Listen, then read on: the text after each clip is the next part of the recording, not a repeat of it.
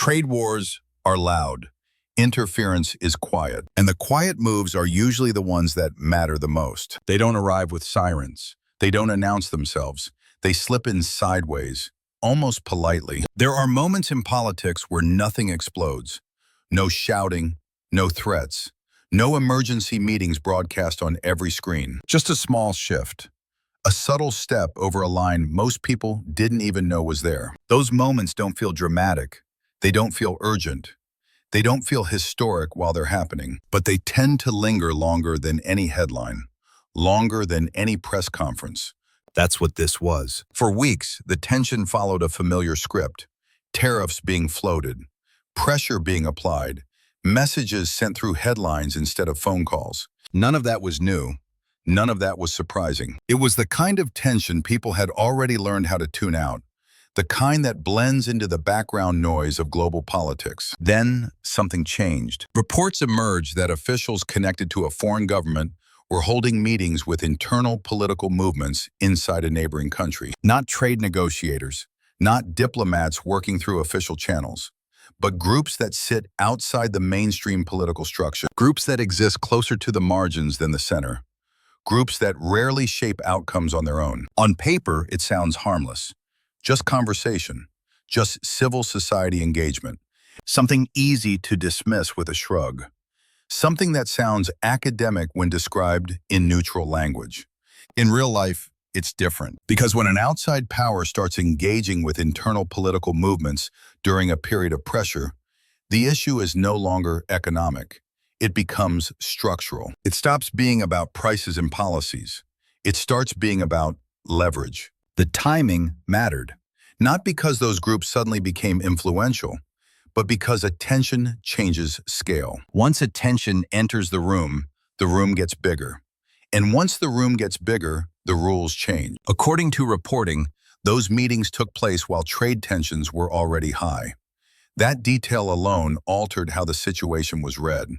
Not as curiosity, not as background noise, but as a test of boundaries, a test of reaction, a test of how much pressure could be applied without triggering a response. And the real story wasn't the meetings themselves. It was how the response was handled. When the question was asked publicly, the setup felt predictable. A careful prompt, an opening for a diplomatic non-answer.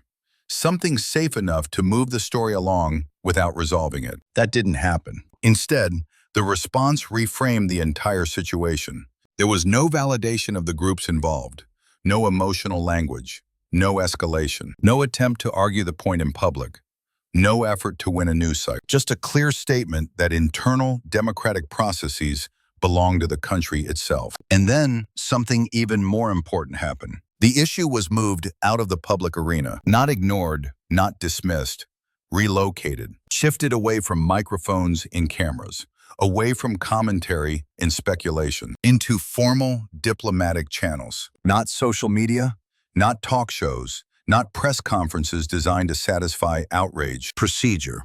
This is where many people misunderstand power. They assume strength looks loud. They assume authority requires volume. They assume silence equals weakness. In reality, authority often sounds boring, almost disappointing, because legitimacy is oxygen. Fringe movements don't grow because they are persuasive. They grow because they are amplified.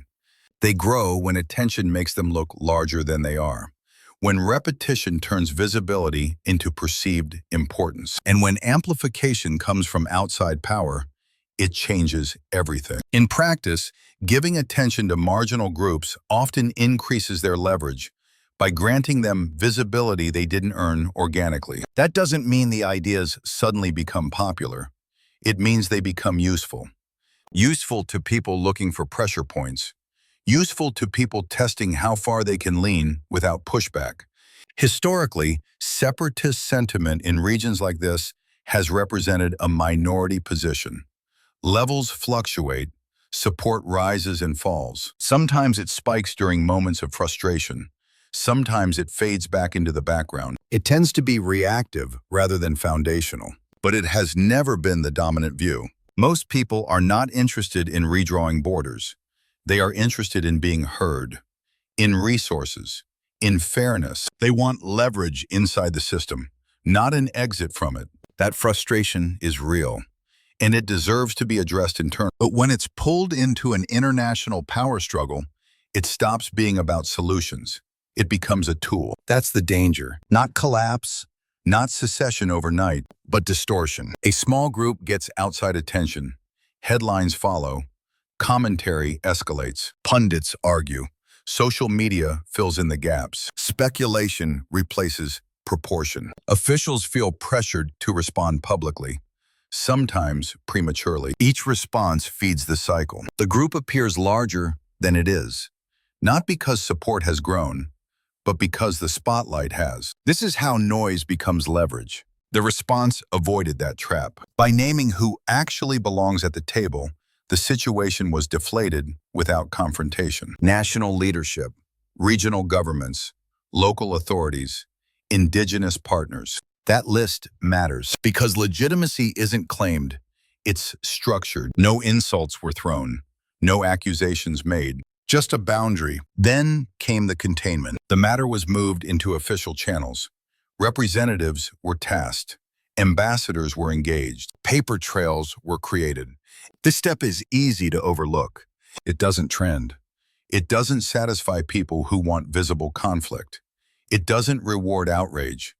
But it works because documentation changes behavior. Once an issue is formalized, it becomes harder to treat casually, harder to brush off, harder to repeat without consequence. And in cases like this, procedural containment can neutralize interference without turning it into a spectacle. That's not weakness, it's control. Contrast that with louder reactions. Some leaders use strong language, words meant to draw sharp moral lines.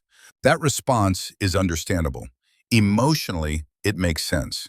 But it carries risk because outrage feeds attention. And attention is exactly what fringe movements require to matter. Anytime outside power gives oxygen to a marginal issue, the issue stops being about its merits and starts being about its usefulness. The quieter approach denied that oxygen. Of course, there was a counterpoint. Officials on the other side said these were routine civil society meetings. No commitments, no endorsements. That explanation deserves consideration. Governments talk to many groups.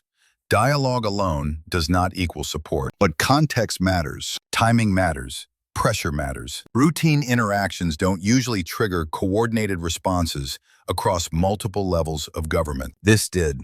That tells you how it was interpreted, not as casual, not as accidental, but as a boundary test. Pressure tactics rarely aim for collapse. They aim for fracture. They work best when a country argues with itself in public, when internal disagreements become louder than external resolve. When unity weakens, leverage grows. That's why unity functions as a defense mechanism, not a slogan, a structure. In this case, leaders across political lines showed up together. Differences didn't disappear. They stayed internal. They didn't become tools. And that matters more than any statement made on camera. This wasn't about one region. It was about whether internal divisions could be pulled into an external negotiation. The answer was no. Not through anger, not through panic, through process. There's a temptation to believe power needs to be visible to be real, but the strongest corrections are often invisible. They don't feel satisfying. They don't create heroes. They don't trend. They simply restore balance. No borders moved. No dramatic announcements followed. Life went on. That's the signal, like resetting a fence after someone leans on it too hard. No confrontation, just a quiet adjustment. The line was crossed. And then it was put back. Not loudly, not theatrically, just firmly. And sometimes that's exactly what works.